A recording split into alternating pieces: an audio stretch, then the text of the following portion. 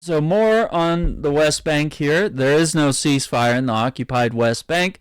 Israel is locking down Palestinian towns and killing civilians with airstrikes and deadly raids. January 21st, Israel carried out raids and bombings on Jenin, killing at least 9 Palestinians. The attacks reportedly left bodies in the streets, and Israeli forces fired on ambulances trying to reach injured people. Now, that's a war crime.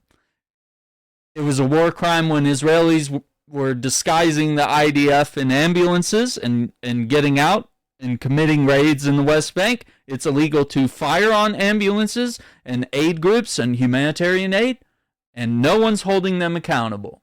So the attacks reportedly left bodies in the streets, and Israeli forces fired on ambulances trying to reach injured people.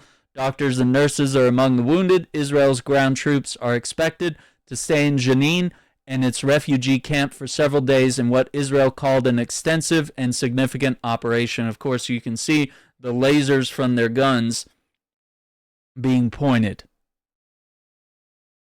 Israel has also closed more checkpoints and increased restrictions across the West Bank.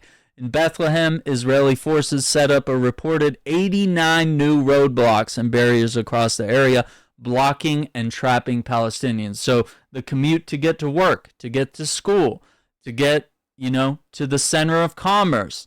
Now they're putting more checkpoints in your way where you can be arrested, where you can just be held up, or where they can just say, hey, you're not getting through. You're stuck in whatever little area we decide to fence you in. Israel has reportedly also shut down entrances to cities in the central, western, southern parts of the territory, including Ramallah, Hebron, Qalqilah, and Salfit. Israel's assault on Jenin started as forces of the Palestinian Authority withdrew. Now, once again, I mentioned that the PA is actually the right hand of Israel. They're not an authority that stands directly for the Palestinian people. They're just another arm of enforcement. So the PA had put Jenin under siege for almost 50 days.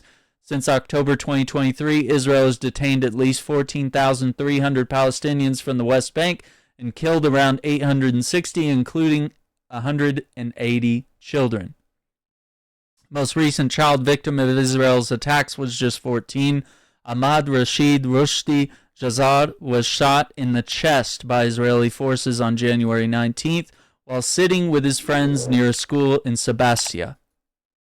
So there you have it.